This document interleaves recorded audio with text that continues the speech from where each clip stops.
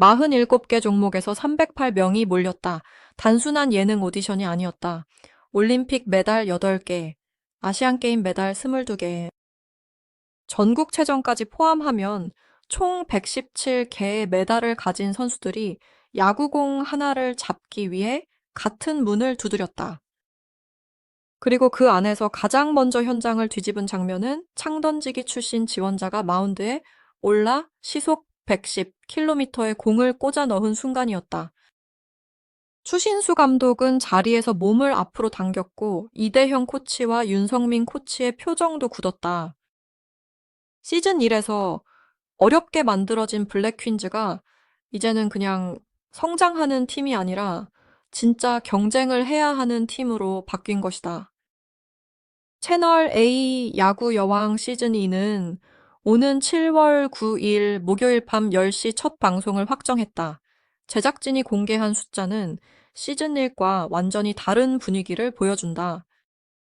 시즌 1이 각 종목의 스포츠 스타들이 야구라는 낯선 종목에 도전하는 이야기였다면 시즌 2는 이미 검증된 선수들이 블랙퀸즈의 자리를 두고 정면으로 부딪히는 전력 보강 전쟁에 가깝다.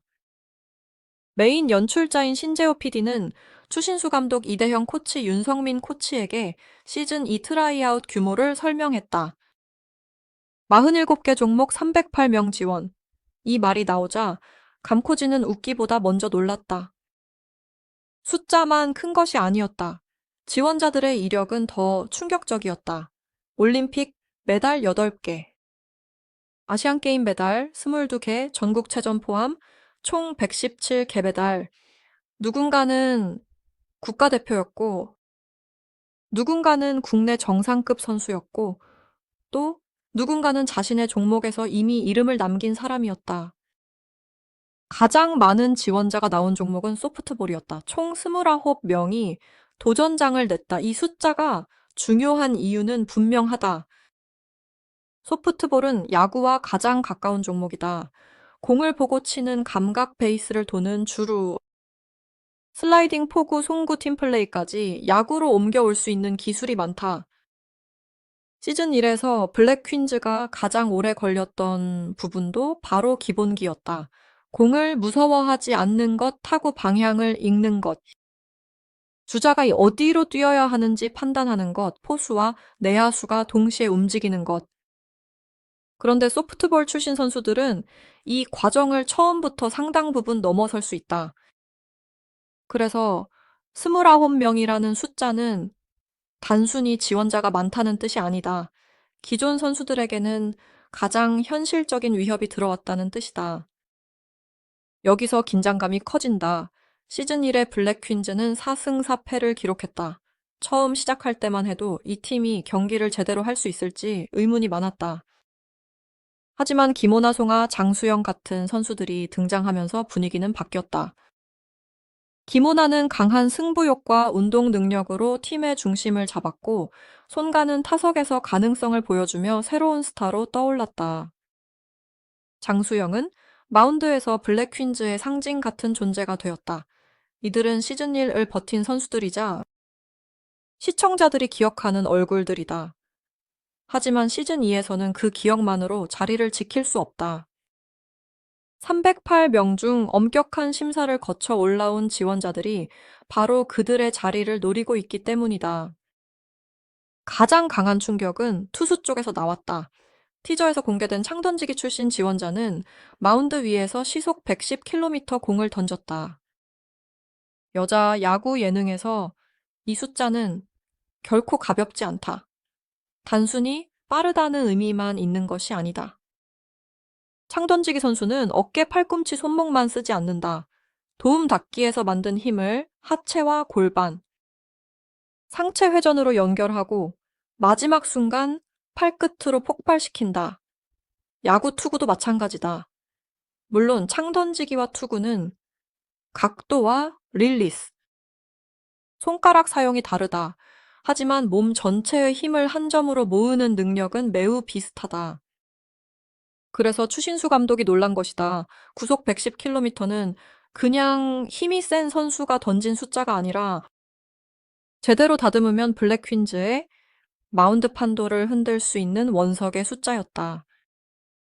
배드민턴 출신 지원자들도 예사롭지 않았다. 배드민턴은 공이 아니라 셔틀콕을 다루는 종목이지만 반응 속도와 손목 감각은 야구와 연결될 수 있다.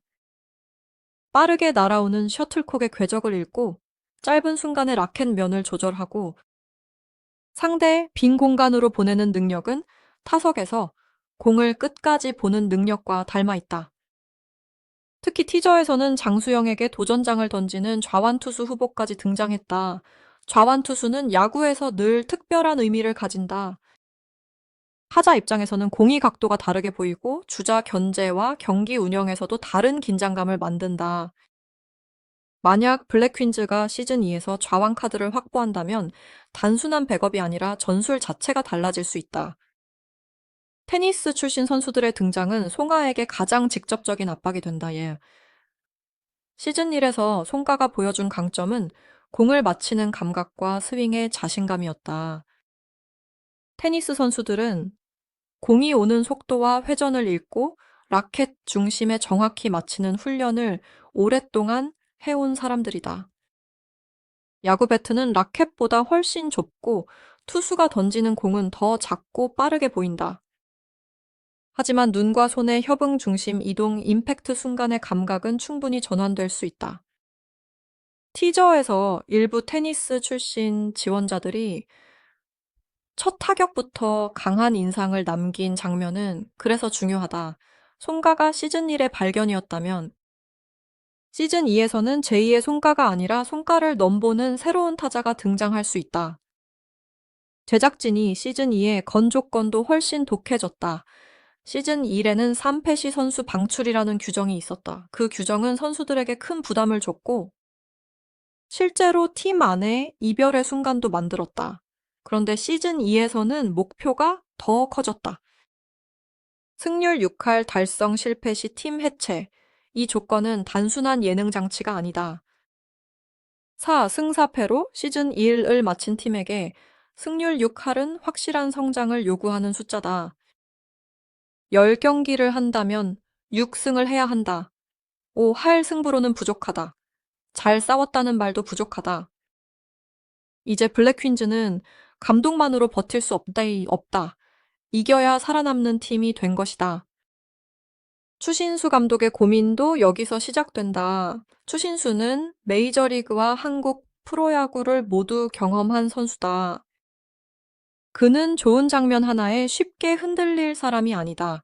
빠른 공을 던지는 지원자, 장타를 치는 지원자, 기본기가 좋은 지원자가 한꺼번에 등장해도 결국 팀에 필요한 것은 조합이다.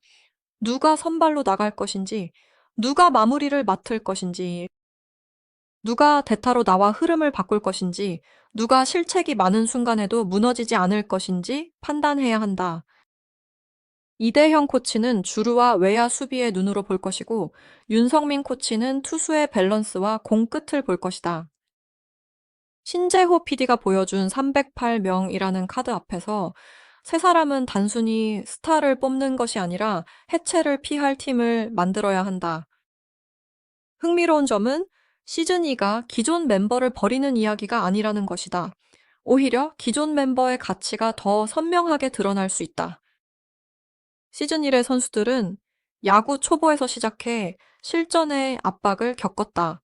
타석에서 삼진을 당했고 수비에서 실책을 했고 주루 판단을 놓쳤고 패배 후 눈물을 흘렸다. 그 경험은 트라이아웃 지원자들이 아직 가지지 못한 무기다. 아무리 좋은 신체 능력과 화려한 메달을 가진 선수라도 실제 경기에서 관중의 시선, 카메라 점수차, 주자의 움직임, 감독의 사인을 동시에 견디는 것은 다르다. 그래서 시즌2의 진짜 관전 포인트는 새 얼굴이 얼마나 강한가만이 아니다. 기존 블랙퀸즈가 그 압박을 어떻게 받아치느냐가 더 중요하다. 야구 여왕 시즌2가 기대되는 이유는 숫자와 서사가 동시에 커졌기 때문이다. 47개 종목은 다양성을 의미하고 308명은 경쟁의 밀도를 의미한다. 메달 117개는 선수들의 과거가 얼마나 무거운지 보여주고 시속 110km는 앞으로의 가능성이 얼마나 날카로운지 보여준다. 7월 9일 밤 10시라는 첫 방송 시간은 이제 단순한 편성표가 아니라 블랙 퀸즈가 다시 평가대에 오르는 순간이다. 시즌 1에서 시청자들이 본 것은 가능성이었다. 시즌 2에서 시청자들이 보게 될 것은 생존이다. 결국 이번 시즌의 질문은 하나다. 블랙 퀸즈는 더 강한 팀이 될 것인가? 아니면 더 강한 지원자들 앞에서 흔들릴 것인가? 소프트볼 29명의 현실적인 기본기, 창던지기 출신의 110km 강속구, 배드민턴 출신, 좌완의 변수 테니스 출신 타자들의 타격 감각, 그리고 시즌 1 멤버들의 실전 경험이 한 그라운드에서 충돌한다. 추신수 감독이 원하는 것은 절대 지지 않는 최고의 라인업이다. 그러나 최고의 라인업은 이름값으로 완성되지 않는다. 누가 압박 속에서도 공을 보고, 누가 찬스에서 배트를 돌리고, 누가 실책 이후에도 다시 공을 잡는지에 따라 결정된다. 블랙 퀸즈라는 팀 이름도 이제 더 이상 낯설지 않다. 이 팀은 국내 여자 야구의 50번째 팀이라는 상징을 안고 출발했다. 처음에는 왜 굳이 다른 종목 선수들이 야구를 해야 하느냐는 시선도 있었다. 하지만 시즌 1이 끝날 때쯤 시청자들은 다른 질문을 하기 시작했다. 이 선수들이 계속 그 훈련하면 어디까지 갈 수 있을까? 그리고 그 질문이 시즌 2 제작 확정으로 이어졌다. 제작진이 바로 308명 규모의 트라이아웃을 공개한 것은 우연이 아니다. 시즌 1의 감동을 반복하는 대신 이번에는 처음부터 판을 키우겠다는 선언이었다. 첫 방송을 앞둔 티저가 강하게 소비된 이유도 여기에 있다. 시청자는 이미 블랙 퀸즈가 실수하고 성장하는 과정을 봤다. 그래서 시즌 2에는 더 높은 기준을 요구한다. 공을 처음 잡는 장면만으로는 부족하다. 타석에서 배트가 나가야 하고, 수비에서는 한 발 먼저 움직여야 하며, 마운드에서는 스트라이크를 넣어야 한다. 이 제작진이 47개 종목이라는 넓은 풀을 열어둔 것도 결국 이 기준 때문이다. 육상, 소프트볼, 배드민턴, 테니스처럼 전환 가능성이 큰 종목을 한자리에 모아야 블랙 퀸즈가 예능팀에서 경기팀으로 넘어갈 수 있다. 또 하나 주목해야 할 부분은 코치진의 역할 변화다. 시즌 1의 코치진은 선수들에게 야구를 설명하고 적응시키는 시간이 많았다. 하지만 시즌 2에서는 같은 방식으로 갈 수 없다. 이미 지원자들은 자신만의 무기 하나씩을 들고 들어온다. 누군가는 스피드, 누군가는 파워, 누군가는 수비 감각, 누군가는 승부 경험을 가지고 있다. 이제 이대영 코치와 윤성민 코치는 기본기를 가르치는 단계에서 한 걸음 더 나아가 누가 실전에서 바로 쓸 수 있는 카드인지 골라내야 한다. 그 선택 하나가 승률 6할과 팀 해체 사이를 가를 수 있다. 야구 여왕 시즌 2는 그래서 단순한 컴백이 아니다. 308명 중 살아남은 도전자들과 블랙 퀸즈 기존 멤버들이 같은 유니폼을 입기 전 먼저 서로의 자리를 빼앗아야 하는 가장 뜨거운 내부 전쟁이다.